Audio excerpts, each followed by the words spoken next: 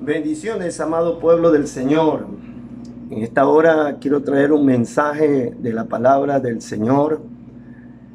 En este momento tan crítico que seguimos viviendo, un día más estamos aquí, se ha decretado este día domingo como el día de oración a nivel mundial.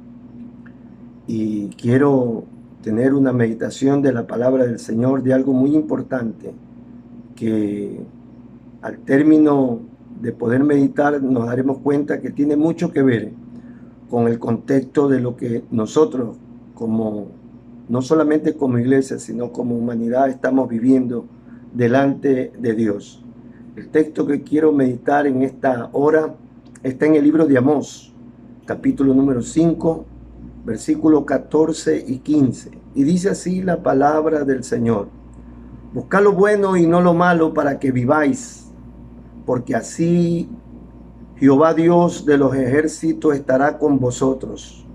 Como decís, aborreced el mal y amad el bien, y estableced la justicia en juicio. Quizá Jehová Dios de los ejércitos tendrá piedad del remanente de José. Hasta ahí la palabra del Señor. Quisiera, antes de entrar en el tema, dar un pequeño trasfondo histórico de cómo se desarrolló este libro profético de Amós. ¿Qué era lo que pasaba en ese momento con este pueblo de Israel, el pueblo escogido por Dios? ¿Cuál era su condición, tanto espiritual, económica, política, y todos los antecedentes que circundaban alrededor de este momento? Podríamos decir que la condición del pueblo de Israel era muy deplorable. Podría decirse que exteriormente Israel estaba en la cúspide de su éxito, pues había alcanzado su nivel más alto con respecto a la expansión territorial.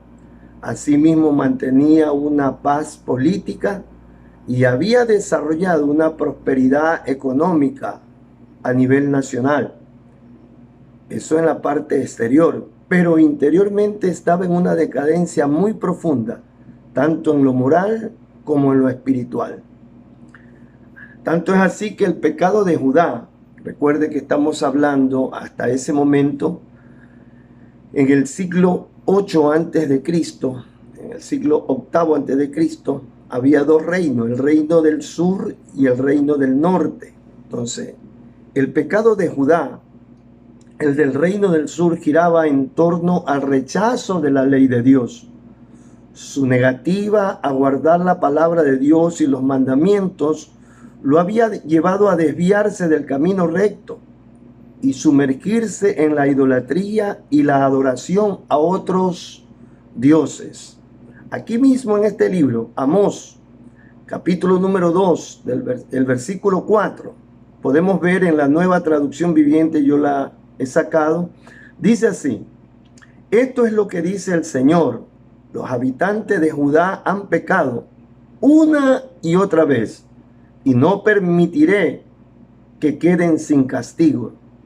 Rechazaron la instrucción del Señor y se negaron a obedecer sus decretos. Se han descarriado por las mismas mentiras que engañaron a sus antepasados. Esa era la condición de Judá. Por otra parte, el pecado de Israel, el reino del norte, consistía en el maltrato y despojamiento de los bienes a los más pobres. Y ese enriquecimiento ilícito los llevó a desarrollar una vida de inmoralidad sexual, pervirtiendo de esta manera la verdadera adoración a Dios. Aquí tenemos en Amós, en el mismo capítulo, en el 2, del versículo 6 al 8, según la Nueva Traducción Viviente, dice así: esto es lo que dice el Señor: los habitantes de Israel han pecado una y otra vez, y no permitiré que se queden sin castigo.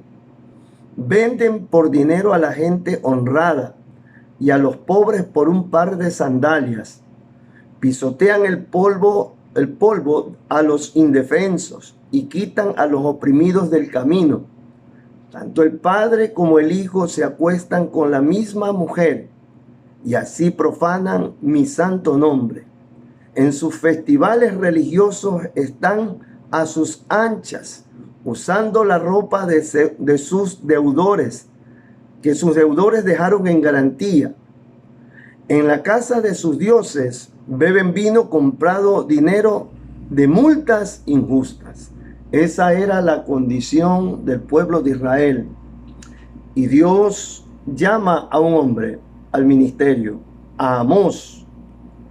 Lo llama al ministerio profético, aunque este hombre no tenía una posición oficial como profeta. Pero lo llama porque quería confrontar el pecado de Israel, pero para que procedan al arrepentimiento, y no quería Dios que ellos perezcan. Eso es lo que Dios siempre quiere. Advierte del juicio. En este mismo libro dice que Dios no hará nada sin antes no manifestarlo a su pueblo por medio de los profetas. Como decía, en realidad Dios quería que el pueblo se arrepintiera de sus malos caminos y se volviera a Él. Y esto es importante. Por medio del profeta, Dios le hace memoria de la forma como Él los había venido tratando a través de distintas circunstancias para que se volvieran a Él. Quiere decir que en el momento que se escribe este libro, en el momento que Amós profetiza, Dios les hace recuerdo de cosas que habían venido dándose en este pueblo, que no eran por coincidencia, sino por la mano poderosa de Dios. Veamos lo que dice, es muy interesante, veamos lo que dice Amós en el capítulo número 4, del versículo 6 al 12, según la Nueva Traducción Viviente. Mire cómo Dios los había venido tratando. Por eso digo que hay juicios que son correctivos, juicios que el propósito de Dios lo que tiene es de hacer volver a su pueblo en razón, para que se arrepienta y se vuelva a Él. Y este es el momento. Dice así la palabra en Amós 4, del 6 al 12. Hice que pasaran hambres en cada ciudad y que hubiera hambruna en cada pueblo. Pero mire lo que dice. Pero aún así ustedes no se volvieron a mí. Por 5 veces se refiere esta frase. Pero aún así ustedes no se volvieron a mí, dice el Señor. Yo detuve la lluvia cuando sus cosechas más las necesitaban. Envié la lluvia sobre una ciudad, pero la retuve en otra. Llovió en un campo, mientras en otro se marchitaba. La gente deambulaba de ciudad en ciudad buscando agua, pero nunca había lo suficiente. Pero aún así ustedes no se volvieron a mí, dice el Señor. Arruiné sus cultivos y viñedos con plaga y moho. La langosta devoró todas sus higueras y todos sus olivos. Pero aún así ustedes no se volvieron a mí, dice el Señor. Les mandé plagas como las que envié sobre Egipto hace tiempo. Maté a sus jóvenes en la guerra y llevé lejos a todos sus caballos. El hedor de la muerte, tome asunto, llenó el aire. Pero aún así, ustedes no se volvieron a mí, dice el Señor. Dice, destruí algunas de sus ciudades, así como destruí Sodoma y Gomorra. Ustedes que sobrevivieron parecían tizones rescatados del fuego. Pero aún así no se volvieron a mí, dice el Señor. Por tanto, yo traeré sobre ustedes los desastres que he anunciado. Pueblo de Israel, prepárate para encontrarte con tu Dios en el juicio.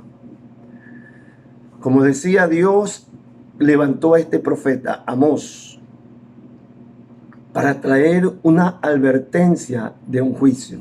Pero una advertencia que lo que pretendía Dios es que el pueblo recapacitara, el pueblo verdaderamente se volviera a Él.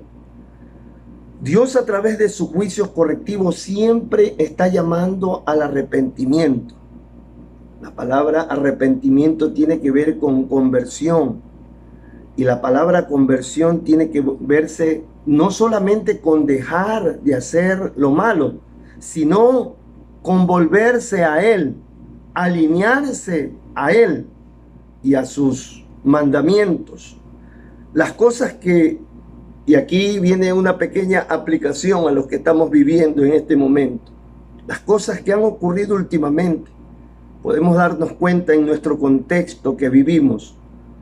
Usted me podrá afirmar, ha habido sequías, mucho más que en otros tiempos, inundaciones, deslaves, incendios forestales, huracanes, terremotos y tantas cosas que están ocurriendo. ¿No le parece un poco de pronto coincidencia con lo que dice que Dios les había hecho? Pero ni aún así ellos se volvían a Él. Yo en estos últimos días he estado meditando porque hay muchas clases de criterio. Desde el asunto de declarar que se seca el virus y todo, parece que es una lucha entre el mundo de las tinieblas y pidiéndole a Dios que salga a favor nuestro.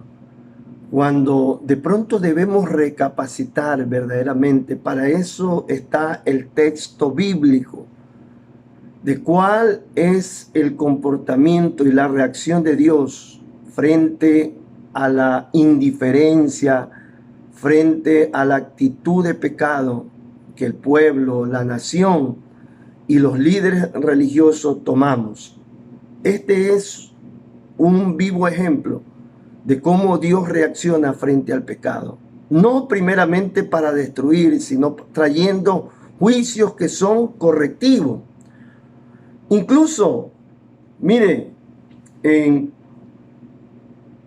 el libro de Amós, en el capítulo número 4, los versículos 4 y 5, la voy a leer en la versión Dios habla hoy.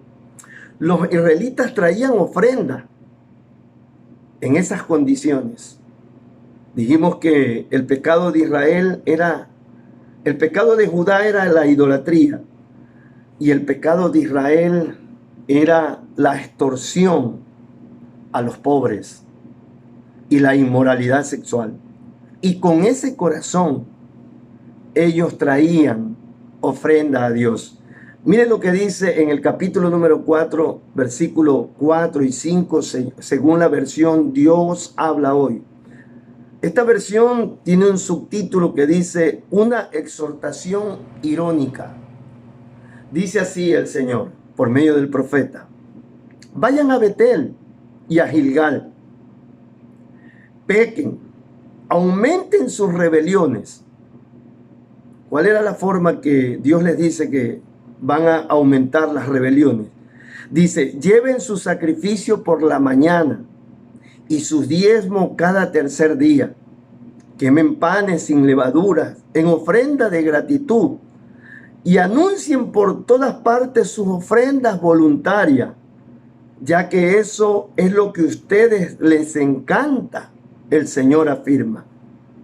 Mire, cuando no hay un corazón verdaderamente santificado y correcto delante de Dios, el traer tributos, el traer ofrenda, el traer holocaustos al Señor, más vale despierta el furor y la ira de Dios.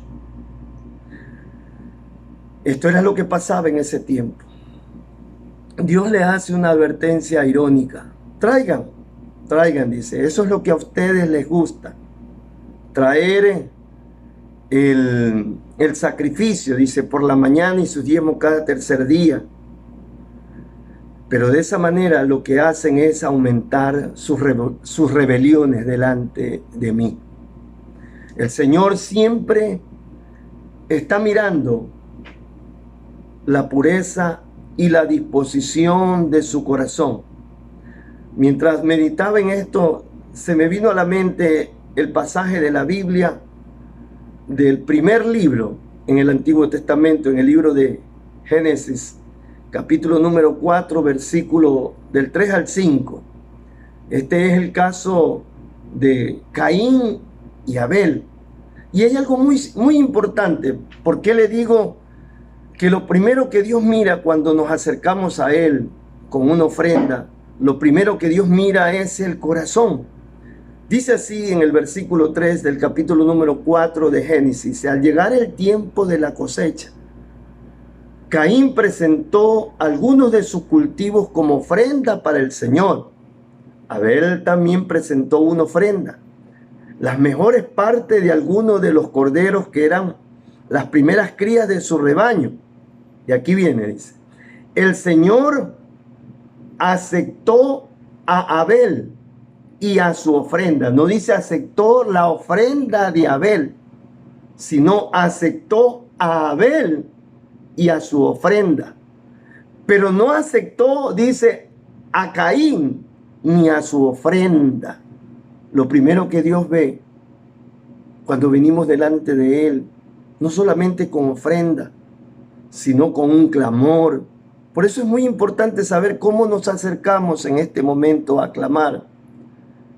¿Cómo nos acercamos delante de Dios en este momento? Si primero no nos hemos puesto a cuenta. Esto hizo que Caín se enojara mucho y se veía decaído, dice así. Pero ¿sabe qué? Hay algo muy particular que quiero dejar en este momento para que de pronto podamos llegar a una reflexión, a una verdadera reflexión. Porque no se trata de nosotros en este momento estar creando una guerra espiritual que tal vez no hay. Cuando Dios lo que ha establecido en su patrón bíblico: si mi pueblo se humillare.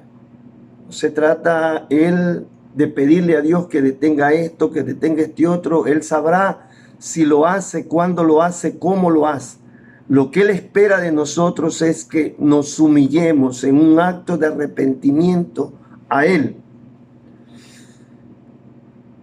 Dios estaba esperando que el hombre, Dios siempre está esperando que el hombre recapacite en su actitud, en su error, de su pecado. En el caso de Abel y de Caín, seguimos con Génesis capítulo número 4, estos versículos, el 6 y el 7, según la Reina Valera. Dios le dice, cuando vio que Caín se había enojado mucho y el semblante se le había decaído, Dios le dice: ¿por qué estás enojado? ¿Por qué estás enojado, Caín? ¿Por qué te ves tan decaído? Y aquí viene lo que quiero que usted reflexione. ¿Serás aceptado si haces lo correcto? ¿Serás aceptado si haces lo correcto? Yo creo que para Dios no es tanto el problema que hayamos fallado. El problema se suscita es cuando Él viene y nos confronta. ¿Cómo está nuestro corazón? ¿Nos justificamos? ¿Nos rebelamos contra Él? ¿O verdaderamente cambiamos nuestra actitud? Uno de los problemas es el orgullo del corazón, la altivez, la rebeldía. Nos hemos rebelado contra lo que Dios ha establecido, contra las autoridades, contra todo lo que se llame, o lo que, mejor dicho, lo que Dios ha impuesto a través de lo que Dios nos ha dado. Nos hemos rebelado. El mundo afuera está distorsionado. Algunas personas, por ejemplo, han procedido a esa humillación. Otros no les va ni les viene. Cada uno de lo que hay en su corazón está sacando. Cada día que avanza esto, podemos darnos cuenta cómo el mundo saca de lo que tiene. Pero nosotros como cristianos, ¿cómo reaccionamos? Como dije, Dios siempre quiere y está esperando que el hombre recapacite en su actitud, de su error, de su pecado. Dice así, si serás aceptado si haces lo correcto. Dios esperaba que Caín enmendara, se humillara, sencillamente reflexionara o rectificara su actitud. Y Dios le predice y le dice, pero si te niegas a hacer lo correcto, entonces ten cuidado, el pecado está a la puerta, al acecho y ansioso por controlarte, pero tú debes dominarlo y ser su amo. Y de hecho fue así. La historia cuenta que después de eso, el corazón de Caín se llenó de envidia, de celo, de odio contra su hermano y terminó matándolo. La reflexión es, ¿cuántas veces venimos diariamente delante de Dios en oración, en ofrenda, con un corazón lleno de orgullo, enojados contra nuestro hermano, enojados contra nuestro prójimo, contra los líderes en la iglesia, contra de pronto los líderes religiosos? El mundo se acerca diariamente a Dios criticando por esas benditas redes sociales a lo que hacen las autoridades. Todo mundo criticando a todo mundo. Pero venimos con un corazón así delante de Dios, lleno de orgullo, lleno de envidia, lleno de codicia, de avaricia, de mentira, de hurto, de adulterio. ¿Cuántas veces venimos delante de Dios? Esto me hacía reflexionar cuando vi lo que los israelitas hacían y cómo Dios los confrontaba a través del profeta. Pero una vez más quiero recalcar, el propósito de Dios no era traer castigo, sino traer una recomendación para que ellos se vuelvan. No quería castigarlos. El libro de Pedro, segunda de Pedro, capítulo número 3, versículo 9, dice que el Señor no retarda su promesa, según algunos lo tienen por tardanza, sino que es paciente para con nosotros, no queriendo que ninguno perezca, sino que todos procedan al arrepentimiento. En segunda de Corintios, o primera de Corintios, capítulo número 11, versículos 31 y 32, primera de Corintios 11, 31 y 32, dice así: si pues nos examinásemos a nosotros mismos, no seríamos juzgados, mas siendo juzgados, somos castigados por el Señor. Mire que los juicios de Dios son correctivos. Aún el castigo de Dios es un acto de misericordia de Él. El libro de Hebreos dice que Dios castiga al hijo que ama. Dios castiga al hijo que ama. En ese capítulo, en el capítulo número 12 del libro de Hebreos, en el versículo 10, termina diciendo que todo esto es para que participemos de su santidad. Dice, mas siendo juzgados, sigo con 1 Corintios 11, mas siendo juzgados somos castigados por el Señor para que no seamos condenados con el mundo. Va a venir un juicio de Dios. Esto no es el juicio de Dios. Estos son el remesón que Dios está haciendo para que reflexionemos. Porque una vez más le voy a leer el versículo que tomé como punto principal de Amós 5:15 en la Reina Valera. Decía: aborreced el mal y amad el bien, y estableced la justicia en juicio. Quizá Jehová Dios de los ejércitos tendrá piedad del remanente de José. Dios quiere que usted y yo escapemos de ese juicio en Cristo Jesús. Juan 3:16 dice, porque de tal manera amó Dios al mundo, que dio a su Hijo unigénito, para que todo aquel que en Él cree no se pierda, sino que tenga la vida eterna. El propósito de Dios no es traer juicio en este momento, sino traer reconciliación para con Él. Si usted todavía no tiene a Cristo en su corazón, este es el momento que usted abra su corazón y deje que Él tome control de su vida y que la sangre de su Hijo Jesucristo lo limpie. Pero si usted ha estado jugando al cristianismo, usted que de pronto asiste por mucho tiempo a una iglesia y de pronto ha tenido una vida monótona, una vida religiosa, este es el momento que usted se reconcilie con Dios.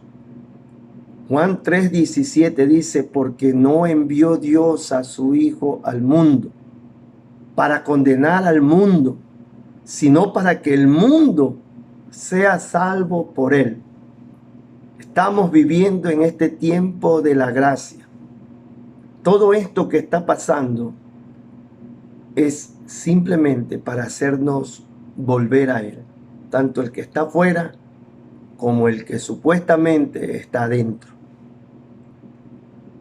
Decía en un mensaje que prediqué hace unos días atrás que para nosotros, la iglesia del Señor, después de esto, cuando termine el día de todo este proceso, vendrá un arduo trabajo que Dios quiere que hagamos para Él. Discipular a cada persona que va a buscar después de eso una iglesia donde congregarse. Y quiero dejar este último versículo.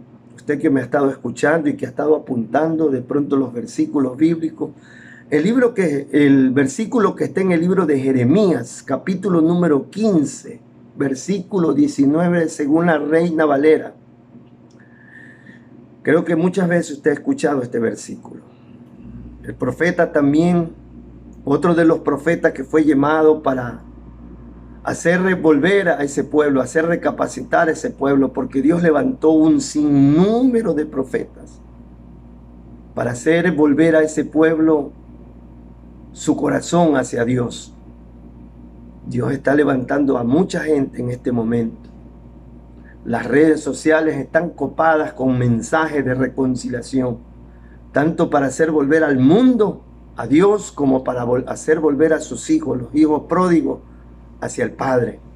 Y dice así este versículo 19 del capítulo número 15 de Jeremías, dice así: por tanto, así dijo Jehová, si te convirtieres, yo te restauraré, y delante de mí estarás. Escuche, si te convirtieres, para convertirse hay que arrepentirse. Y Dios nos promete que delante de Él estaremos.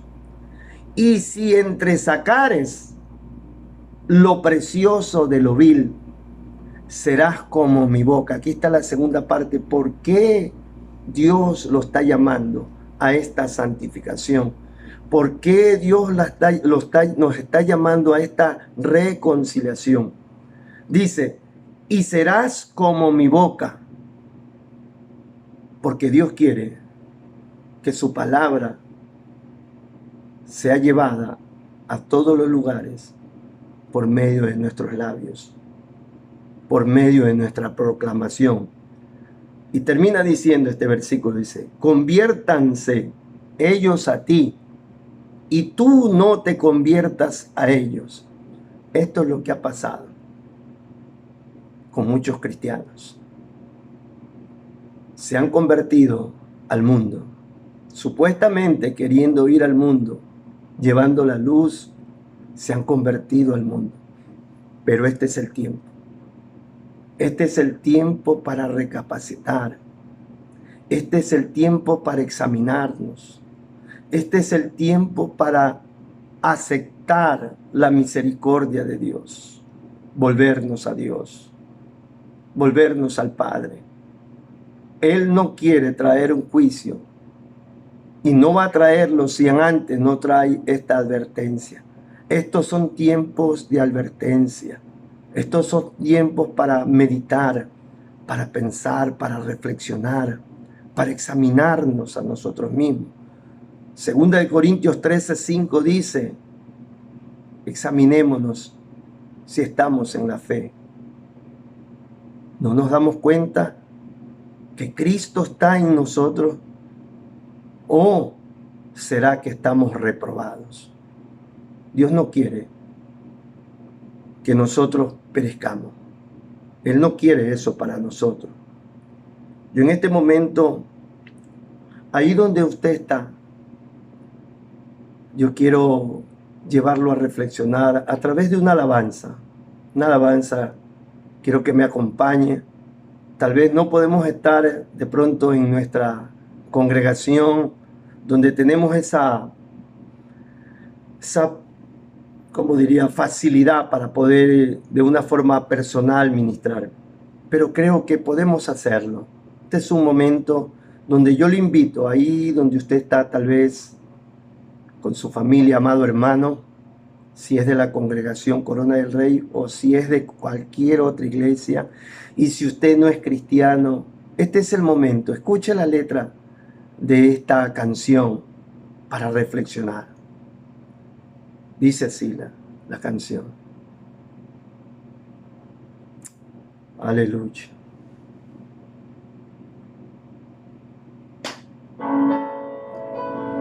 Aleluya.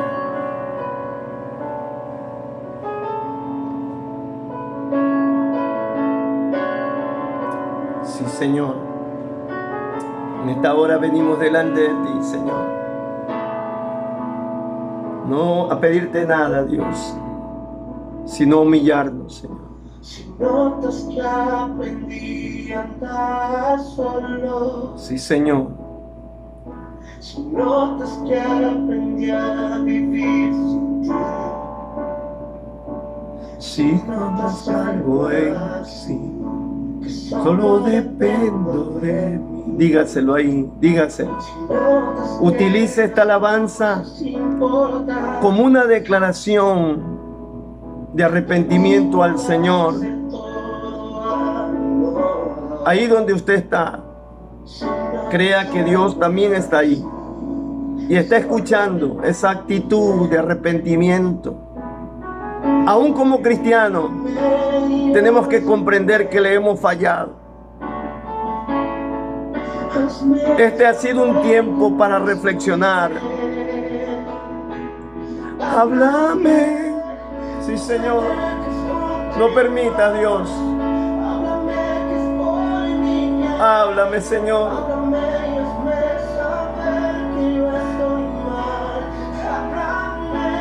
Señor, comprendemos que nos estás hablando a través de esta circunstancia que estamos viviendo. A través de esto que parece tribulación, Señor. Estás hablando a tu pueblo. Estás hablando al mundo entero, Dios. Que no quieres que nadie se pierda. Hemos estado tan preocupados. Como cristianos, ¿cuántas veces se nos hacía difícil hacer un alto para dedicar un tiempo de búsqueda tuya, Dios? Ahora hemos sido confrontados. Tenemos todo el día, 24 horas. ¿Y cuál es nuestro comportamiento? Muchos de nosotros nos estamos dando cuenta que no era porque no teníamos tiempo, simplemente porque tú eras cosa secundaria. Pero queremos volvernos a ti, Señor. Queremos volvernos a ti en espíritu y en verdad. Gracias te damos, Señor, por este tiempo. Gracias, Señor. porque el mundo entero está conociendo, Señor, tu nombre, que solamente de ti viene la salvación, Señor.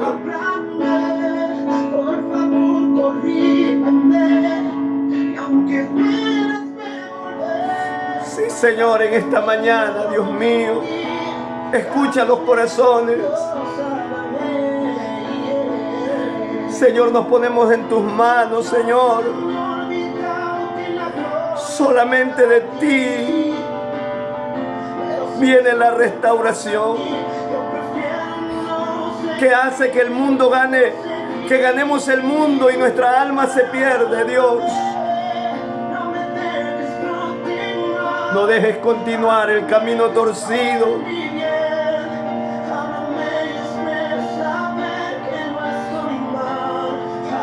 Háblanos, Señor, más todavía.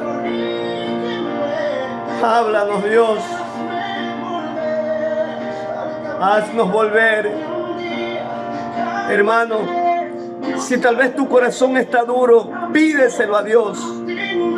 Él, por medio de su Santo Espíritu, va a hacer que tu corazón se vuelva a Él. Este es el momento que la iglesia se vuelva a Él, y que el que no lo conoce lo comience a conocer. Dios es un Dios de amor, Dios es un Dios de misericordia, pero Dios es un Dios justo. Si estoy equivocado, Dios, Dígale, Dios no es religión, es salvación. delante de ti, Dios. Si mi corazón se ha apartado en algún momento, Sí, Señor. Solo háblanos, Dios. solo habla. Deja que el Señor te hable. Háblame, Dispónete a que Dios te hable. háblame. Hay amigo, tú que estás escuchando, ábrele tu corazón. Él te va a hablar.